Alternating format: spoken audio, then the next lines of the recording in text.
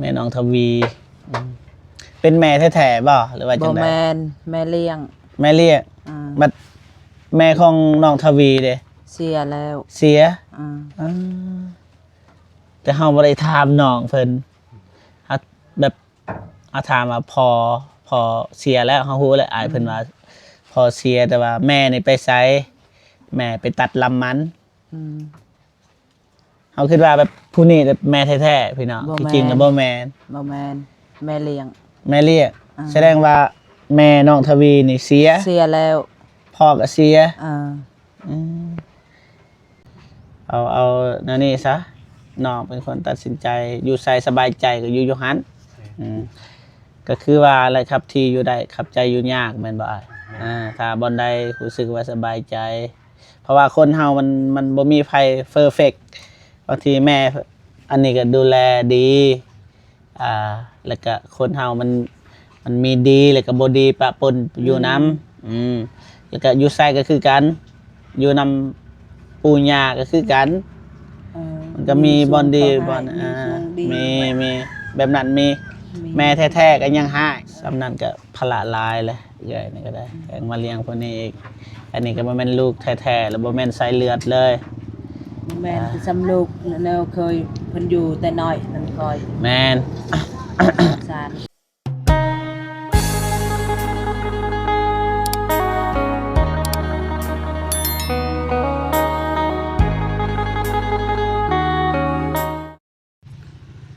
โอเคพี่น้องเนาะเปิดภาพมาคอยคำยำแรงพี่น้อง4 โมงปลายแล้วพี่น้องแดดก็ประมาณนี้พี่น้องเนาะก็ยังอยู่เพื่อน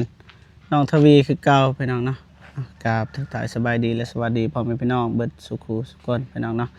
เพราะว่าอยู่ในลาวไทยหรือว่าต่างประเทศเนาะก็ยินดีต้อนรับเข้าสู่สองเบาเจ็บแสนคือเก่าพี่น้องเนาะทางแม่ของน้องทวีก็กลับมาเรียบร้อยพี่น้องนะเบาเจ็บก็ได้คุยหลายเรื่องพี่น้องก็สิเข้าไปถ่ายคลิปอีกเทื่อนึงเพราะว่าน้องทวีเพิ่นก็กำลังสินึ่งเข้าพี่น้องเนาะเป็นอะไรให้พ่อพี่น้องติดตามไปนำกันว่าสิเป็นอะไรไปพี่น้องไปเบิ่งไปชมนำกันเลยพี่น้องถามว่ามีเกิดมาแล้วพี่น้องเนาะสบายดีเด้อได้จับกล่องให้หน่อยไปหยุดก่อนก็ได้ยันมีอีกหน่อยโอเคไปพี่น้องสบายดีเด้อเด้อได้สบายดีที่จริงอ้ายเพิ่นเป็นคนแนะนำเพราะว่าทางบ่เจ็บแล้วก็บ่ตูน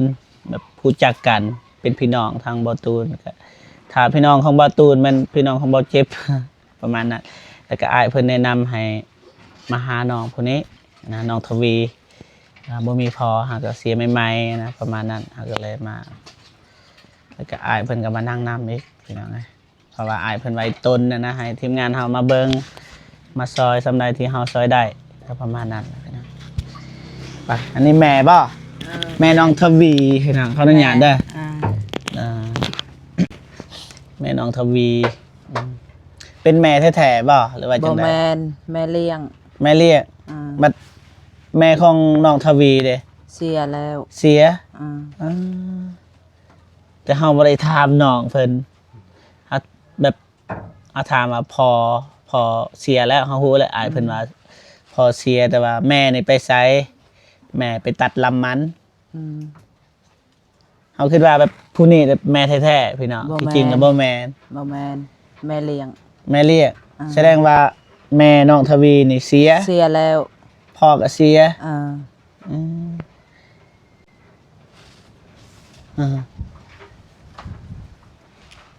อะไรเนาะบ้านนี้เนาะบ่เจ็บไปบ่เป็นเลยถ้ามิดคิดว่าแบบแม่แท้ๆว่าสุดท้ายแบบบ่แม่นแสดงว่าตอนนี้นี่เอื้อยเป็นคนดูแลเลยดูแลน้องเพิ่นแม่นบัดปู่ย่าเด้ของน้องเพิ่น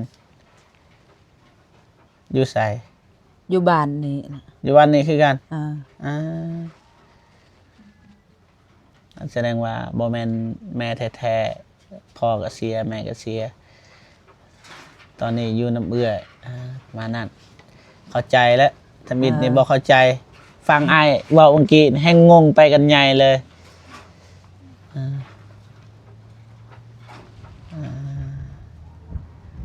ว่าสินัดแบบเจออยากเห็นหน้าแม่คือกันใช่ป่ะอ้ายคือกันป่ะเบิ่งหน้าคือกันป่ะขายคือกันเนาะสบายดีกล่องไว้ เบิ่เลยก็จัง ละอายมา คนขี้อาย คนขี้อาย อ่า อนาคตนี่แนวใดอนาคตของน้องสิอยู่นี่หรือว่าไปอยู่กับปู่ย่า ตามใจเพิ่นอยากอยู่นำคอยก็อยู่อยากอยู่นำปู่ย่าก็อยู่ อ่า ตามสะดวกใจเพิ่น อ่า แม่นเฮาบังคับได้ ได้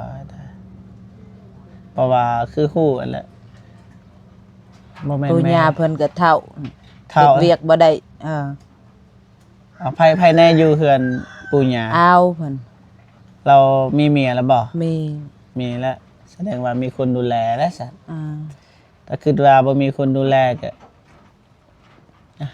บ่เจ็บบ่จักสิเว้าดอกสุดแล้วแต่น้องเพิ่นอยากไปอยู่ไส ตามใจเพิ่น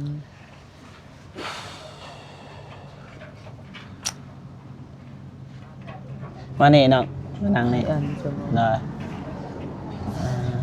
เพิ่นเลย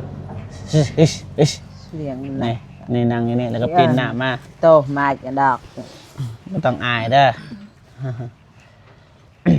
เพราะว่ามานั่งนี่อ่ะนั่งนำกันเลย เงียบไปเอา คนแนะนำมาสวัสดีกล่องนะ สวัสดี ได้อ้ายเพิ่นแนะนำมา เพราะว่าทางบ่เจ็บกับบ่ตูนก็มาถ่ายคลิปอยู่นี่แต่ว่าอ้ายเพิ่นเห็นอ้ายเพิ่นก็ชวนเมื่อกินข้าวอยู่เฮือนทางทีมงานเฮาก็เลยเมื่อกินข้าวแล้วก็อ้ายเพิ่นก็เล่านั่นเล่าเรื่องแบบนั้นให้ฟังก็คือน้องเพิ่นบ่มีพอทมิตรแต่ว่าเฮาก็บ่ฮู้ว่าเราบ่มีแม่เมื่อนั้นเฮาก็ลืมเว้าอะนะก็เลยเพิ่นว่ามาเบิ่งในครอบครัวนี่บ่เจ็บก็เลยมาประมาณนั้นแต่สิถามน้องเพิ่นจ้ะ น้อง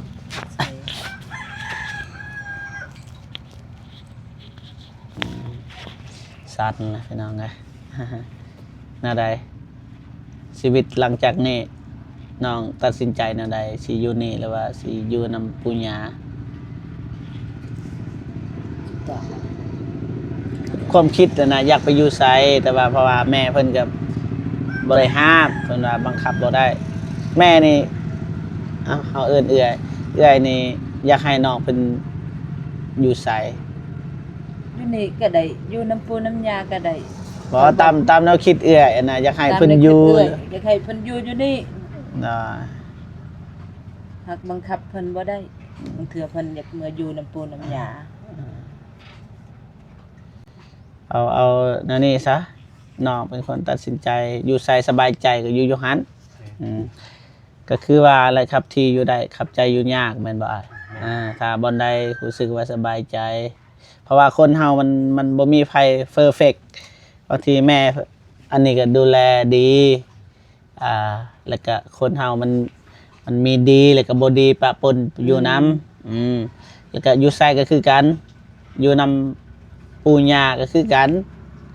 มันก็มีบอนดีบอนมีแบบนั้นมีแม่แท้ๆก็ยังให้แล้วก็ปกติแม่คนอื่นนี่ให้เบิดทุกคนบ่ว่าไผแม่กับลูกคล้ายๆคือลิ้นกับแขวมันต้องได้ผิดกันนะหน่อยหนึ่งมันต้องมีมันกระทบกระเทือนกันน้องกับเพิ่นก็ยังเฮียนอยู่เฮียนม.2 แม่นบ่ม.3 ม.3 แล้วขี่รถที่ห่างไปน้องก็ขี่รถที่ห่างไปกับหมู่เติมน้ำมันซอยกันปกตินี่เฮ็ดเวียกอย่างนี้เฮ็ดเวียกเกี่ยวกับหยังเอ่ย ปลูกมัน ปลูกมัน อาชีพหลักปลูกมัน ปลูกมัน ยามบ่มีมันเด้ อยู่ซื่อ อยู่ซื่อๆบ่ได้เฮ็ดอีหยังเนาะบ่มีดินดาน บ่ได้ไปรับจ้างอิหยังบ่ ไปรับจ้างบางเทื่อก็อาทิตย์หนึ่งสองอาทิตย์มาบ บ่มีไผเบิ่งพวกลูก ไปนอนเลย เออ เชื่อ ปะลูกบ่ได้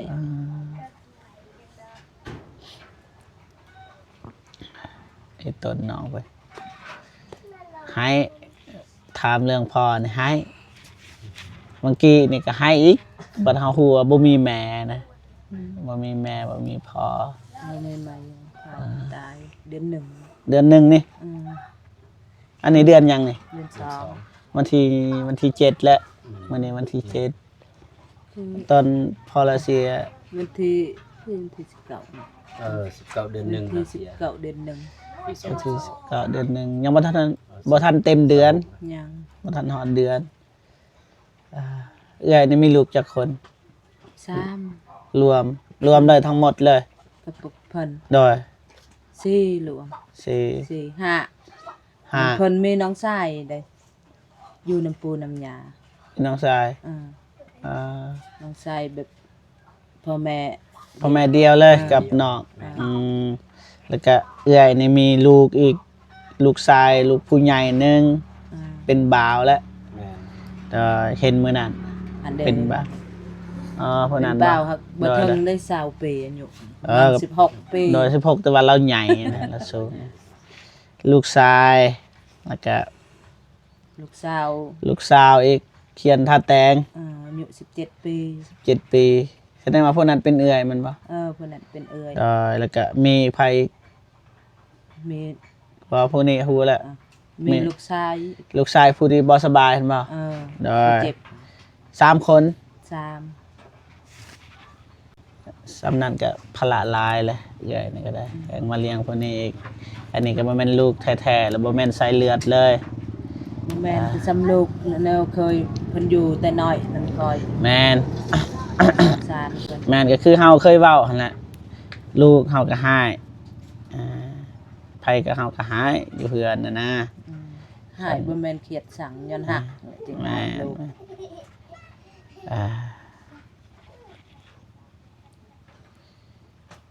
จักสิซอยน้องเพิ่นจังไดแต่ว่าให้น้องเป็นคนตัดสินใจเพื่อนซ่านก็คือเห็นแล้วพี่น้องอะ เต็มกระพากจักยามใดสิ น้องเพิ่นมีความฝันเด้ อืม ความฝันอยากได้เฮือน แต่ก่อน หันลูกชายตัว งานทิมเบิดเหลือแต่เฮาคนเดียวนี่จับเอาบ่มีแกฮอดใจเลย มันสืบสาว ฮอดใจเลย อย่าลืม ใจ ทำเรื่องอันนั้น ทำ พวกฟันไม่ได้เยื่อ ความ อ๋ พั อน ความฝันโดย น้องนี่พวกฟันไม่ได้เยื่อ ความฝันของน้องก็คือ แต่ก่อนน่ะอยากฝันมีเฮือนหลังใหม่หลังที่ดีกว่านี้นะแต่ว่าพอแล้วก็เสียไปน้องก็เลยคิดยังบ่ออกเลยตอนนี้ ประมาณนั้นน้องเพิ่นบอก แสดงว่าตอนนี้นี่ตัดสินใจบ่ได้เลยว่าสิอยู่กับไผตัดสินใจแนวใดอยากอยู่นี่หรือว่าอยู่บ่ห่าง อยู่ใส่เจ้าอยากอยู่ของฟันจ้ะ ความฝัน เจ้าสิอยู่นี่หรือว่า บังคับมาอันนี้ อ่า ไม่อยู่ช่วยเตยเฮามันกันไม่ช่วยน่ะแม่นบ่ได้หายบ่ เยอะ ตัวอย่างว่าน้องละว่าอยากไปอยู่หันแม่สิบ่เสียใจบ่ เสียใจฮักในได้สิเฮ็ดแนวลูกดูน้ำปูน้ำยา อ่า ตามใจเพิ่นใน เพราะว่าอยู่นี่ก็เอาแต่ว่าแล้วสุดครอบครัวของน้องเพราะว่าบ่เจ็บก็ตัดสินใจบ่ได้ก็คือกับอายเพิ่นก็แบบเป็นห่วงน้องซื่อนี่แต่ว่าทั้งหมดทั้งมวลการตัดสินใจของน้องก็แล้วแต่ครอบครัวเฮานี่บ่มีสิทธิ์มีแต่แนวใดก็พร้อมยินดีนะ ช่วยยังไม่เป็นไร มื้อหน้าจังตอบก็ได้มื้อหน้าสิพาไอ้เตียงเพิ่นมาหาพี่น้องเอ้ยเอามาเบิ่งครอบครัวของน้องเพิ่นสมิทไว้ไอ้ต้นน้องเลยไอ้ต้นแบบพอหากระเสียใหม่ๆแต่ก็มาฮู้ว่า แม่ก็บ่มีอีกแฮงไอ้ต้นอีกจนสั่นเมื่อกี้บัดยินอายเราแต่ว่าก่อนหน้านั้นเฮาเราก่อนหน้านั้นตอนน้องเพิ่นก็ให้เลย ตอนนั้น ก็ประมาณนั้นพอพี่น้องเนาะก็แปลกใจแล้วก็ตกใจสมิทว่า พอเสียใหม่สุดท้ายว่าแม่ก็เสียดินไผนี่อยู่นี่ ข่อยเอง ดินเอื้อเอง อ่า อืมตัวอย่างว่ามีผู้ใหญ่อยากซอยเฮ็ดเถือนน่ะนะอยากซอยเฮ็ดเถือนผู้นี้ให้ผู้นี้นะตัวอย่างเด้อ อ่า แต่ว่าน้องเพิ่นบางทีบ่อยู่นี่ก็บ่ได้อีกมันต้องอยู่นี้ แม่น ถ้าน้องเพิ่นบ่อยู่ก็ตัวอย่างมีผู้ใหญ่อยากซอยก็ซอยบ่ได้แต่เฮาก็สิซอยซ้ำขนมในซอยได้อยู่มันคิดกับน้องไม่แต่ว่าให้น้องเพิ่นตัดสินใจแบบใดแล้วก็มื้อหน้าสิไปเบิ่งเฮือนปู่ย่าเพิ่นเป็นแบบใดเพราะว่าเฮาบ่เคยได้ไปเด้ เพื่อนปู่ย่าก็แอมกระพากนั่นนี่นั่นแหละ นั่นนี่คือกัน อ่า อ่า ทุกข์คือกันบ่มีสั่ง เฒ่าแล้ว เท่า อายุประมาณจักปีแล้ว ปู่ ประมาณ เพิ่นได้เลย70 70 70ปลายปีทหารรุ่นเก่าอะ ทหารรุ่นเก่า แม่ อ๋อ เฮ็ดเวียกบ่ได้นะมีแต่อยู่เฮือน มันแต่ย่างเข็นนั่นบ่ว่าคนที่เบาเจ็บผู้จักพี่น้องอะ บ่ฮู้คือกัน เพราะว่าเฮามีอยู่อายุประมาณนั้นแล้วเราถามเจ้าเป็นลูกไผจะมายังเข็นนี่แต่ก่อนดนน่ะตอนที่เฮายังบ่ทันถ่ายคลิปเข็นนี่เฮาก็ว่าเฮาเป็นลูกผู้นี้เพิ่นก็ว่าโอ้ฮู้จัก สิแม่น คันเป็นผู้ใหญ่คนใหญ่คนโตเขาสิรู้จักเฮาดีอยู่เพราะว่าเฮาก็แต่ก่อนก็เฮาก็คนใหญ่คนโตนะอยู่บ้านเฮาพอเฮาก็เป็นในบ้านอะไรอย่างเงี้ยประมาณนั้นนับแต่ปู่ย่าเฮามันก็ดังระดับหนึงแต่ว่ามายุบบัดพอเฮาเสียไปเลยครอบครัวเฮาก็ได้ ไปนำพอบ่เสียชีวิตคือพอแต่ว่าฐานะครอบครัวมันก็ไปเลยงัวควายยังตายเบิดแต่ก่อนนี่ควายยังเต็มอีกอย่างที่เขาบ่มีเฮามีเบิดแต่ก่อนเขาบ่ทันมีเอาแบบมีเฮือนใหญ่แล้วก็ทีวีโทรทัศน์รถมีเบิดรถใหญ่ครั้งแรกในบ้านเฮาเลยบ่มีคนซื้อรถไถนาแล้วก็โรงสีหยังเขาก็มีเบิดพอเฮาเสียไปบ่มีเบิดติดลบเลย คนที่บ่มีขึ้นเบิดประมาณนั้นบ่ฮู้สิเฮ็ดแนวใดแล้วน้องทวีเอ้ยมื้ออื่นเฮียนว่ามื้ออื่นเฮียนสุดก็เห็นอยู่น้องเพิ่นซักเมื่อวานเก่าเลยเป็นสีเหลือง เสื้อสีขาวเพิ่นน่ะเป็นสีเหลืองบ่มี เขาได้รับ บัด เพิ่นนั่นบ่ถูก บ่ถูกว่ะ อ่า ปกตินี่นักเรียนทุนได้แล้วเพราะว่าทางบ้านเฮา พวกตัวมีพ่อแม่ได้เพิ่นบ่มีพ่อแม่บ่ได้ ดอยปกตินี่น้องทวีนี่ติดเด้คือเบาเจ็บแต่ก่อนก็ติดน้องเห็นส่วนพาวนี่ติดทุนก็เฮาก็ทุกข์ยากหั้นนะเฮาก็ติดสำหรับน้องก็ติดน่าจะติดอยู่แต่ว่ามันบ่ติดก็บ่เป็นหยังเอาเงินจะให้เติมน้ำมันก็ เงินมาไปคิดอย่าง น้องมันกรีดยางบ่ คิดกับแม่ ปาดเถอะ นี่ กรีดเป็นอยู่บ่ เป็น ไหวบ่เราคิด ไหวแนวเคย อ่า คิดได้หน่อย แสดงว่าช่วงนี้นี่บ่ได้กรีดยางบ่ บ่ ช่วง ในมันแดดมัน แต่ยามฝน เออ รถที่ห่าง เดี๋ยวจะหน่อยสิลงไปถ่ายรถที่ห่างให้เบิ่งพี่น้องไงรถสร้างฝันรถสร้างอนาคตไปศึกษาอยู่พุ่นแหละบ้านจุงหุงสิว่าไกลมันก็บ่ไกลบ้านกุคุงจุงหุงอยู่นี่ แม่น ประมาณ 3 หลัก 3 หลักปลาย แม่น3 หลักไป ก็ดีอยู่น้องเพิ่นมีรถช่วงอาเฮียนก็ขี่รถถีบเอาปั่นจักรยานประมาณนี้มันแต่ว่าแป้งเข้าเนาะ ตัวโอ้ มันสิไหม้เลยหม้อมันสิไหม้เบิดบ่แม่นอนอื่นไฟมันดับ mà anh cây cô ta ngạnh ตั้งงานเลย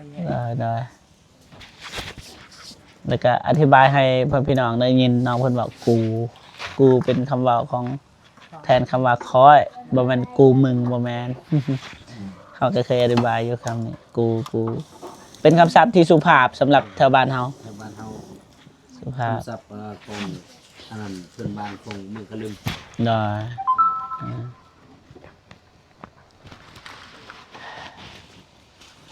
บ่มีหยังหายได้มื้อนี้เด้มาถามก็ซื้อผู้จักเลยเอื้อยเพิ่นเมื่อยเห็นบ่เอื้อยเพิ่นนั่งเมื่อยแฮงแล้วต้นน้องอะไรอยู่นี่แหละเปิดมือพี่น้องเราจะให้บะมิกไปหาน้องยังกับน้องดาให้บะมิกไปถ่ายเขาก็ถ่ายอยู่นี่แหละสิลงไปถ่ายบางทีก็ถ่ายรถถ่ายหลังมาบะมิกขอบคุณด้วยจ้าแนะนำชื่อนะไอ้ เวียเป็น อาเป็น โดย อายุจักปีแล้วปีนี้ 33 33รุ่นอายเขารุ่นไอเตียงเลยพอดีเลยอายุซ้ำกันรู้จักกันบ่เบาเตียง เคยเห็นคลิปอยู่ เคยเห็นนะ โดย เจะหน่อยก็เห็น โดย เจะหน่อยเราก็มาทางนี้แล้วสิพาอายเพิ่นมาหาน้องทวีนี่ ดูคลิปเรา ติดตามตลอด โดย ได้อาเป็น โดย ได้รู้จักอยู่เพราะว่าเราเคยเจอกันอยู่บ้านเราเพราะว่าเอื้อยแต่ว่าอยู่บ้านเรา แม่ แม่นเอื้อยมาเอาผัวโดยไปก่อนก็ได้ ก่อนวะ หน่อยเพราะว่าบอมิกเพิ่นสิไปหาน้องดาพี่ครับโทษ FC นั่งอยู่เพิ่นพอจาก FC จากบ่แม่นและมาเบิ่งเฮาก็เอิ้นว่า FC ไปเฮ็ดบ่นี่น้องเฮ็ดตามสบายแล้วเด้ออะไรน้องเคยเฮ็ดไปแล้วน้องเพิ่นอายน้องยังน้อยบ่มีไผถ่ายบ่มิกบ่ได้ถ่ายเลย เป็นหยังคือว่าจังสันน้องเพิ่นอายน้องเพิ่นอายบ่มิกบ้านเฮานี่แบบภาษาคล้ายกันนะเอาก็เลยบันไดที่น้องบ่เข้าใจก็เว้าภาษาเฮาง่ายแต่บ่มิกบ่ได้อายแต่ว่ามื้ออื่นได้อีกมื้ออื่นน่าสิลึกอยู่ได้ขอบคุณ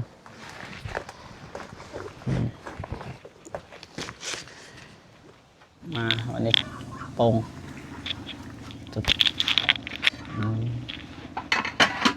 แม่เบิงลูกเฮ็ดแอร์มื้อนี้เปลี่ยนกันบ่เอ่ยผู้ใดทันผู้นั้นบ่ผู้ใดทันก็ผู้นั้นพอยบ่กินข้าวซำนี้ บ่พอหักในบ่มีข้าวกินเด้ข้าวเปลือกนะกินประหยัดอยู่นี่ไม่ได้ทำงานส่วนหลายเนาะทำงานผู้ใดบ่ทำงานก็อดตาย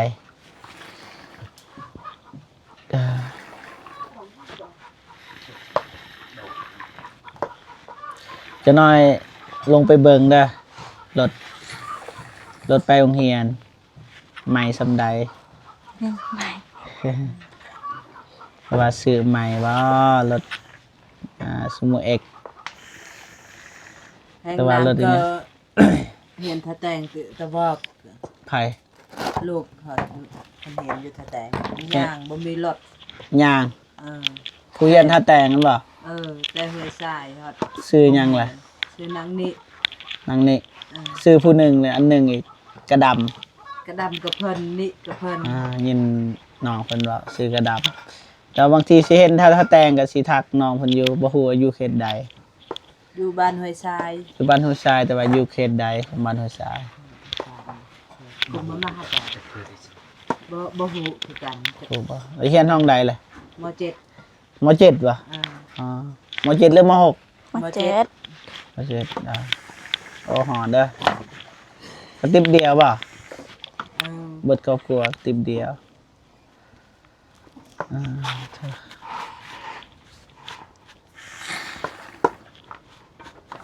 ตอนเพิ่นเรียนอยู่จุงหุงก็ย่างบ่มีรถ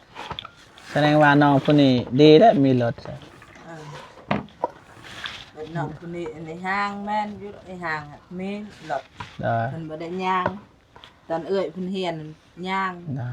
บ่เว้าดอกแต่ก่อนยังบ่มีหยังโอเคมีแต่ว่าให้น้องเพิ่นเฮ็ดเรียบร้อยก็สิลงไปเบิ่งรถก่อนสุดท้ายฮอๆแล้วก็จบคลิปพี่น้องเนาะไปพ่อพี่น้องไปเบิ่งรถ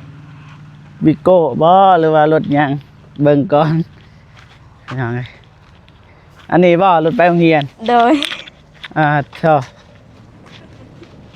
ใส่ลองเบิ่งลองติดเบิ่ง ก็อยาก มือไปโรงเรียนพุ่นเรียนศาสตร์ยัง แต่ไผบัตรเรือนซาน แผ่นบัตรโอ้กระแจเออ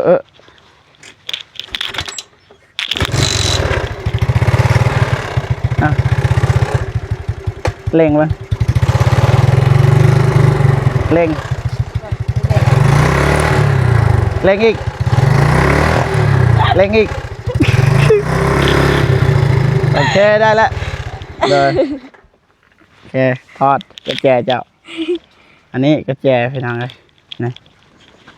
ทักเลยกระแจน้องเลยไผลักก็ได้อืมประมาณนี้พ่อพี่น้องเนาะบอกเจ็บกับใส่โอ้ส่วนผักอยู่ครับมีกบม่วงไปวันนี้ไอซิกลับก็ได้วันนี้เด้อเห็นบ่มีแต่ว่าสู้ๆเด้อบางทีมื้ออื่นก็มื้ออื่นวันจันทร์มื้ออื่นเฮียนวันจันทร์ตอนเพลนมาบ่หรือว่าอยู่หันเลย อยู่หันเลย ถือข้าว โดย ถือข้าวแล้วกินข้าวอยู่หันเลย โดย แต่ละมื้อในส่วนหลายนี่กินหยังตอนไปโรงเรียนข้าวกับหยัง เขาเข้าใจ กับแจ่ว โดย คือมักกระแทกินกับแจ่วนี่ ก็เห็นจุดปะ ได้ได้ แม่นมักยอนบ่มี งานบ่มีเดี๋ยวเข้าใจอยู่พี่น้องเอ้ยไปบ้านนี้โอเคพี่น้องเนาะบ่เจ็บก็สิจบคลิปก่อนนะสิขอเดินทาง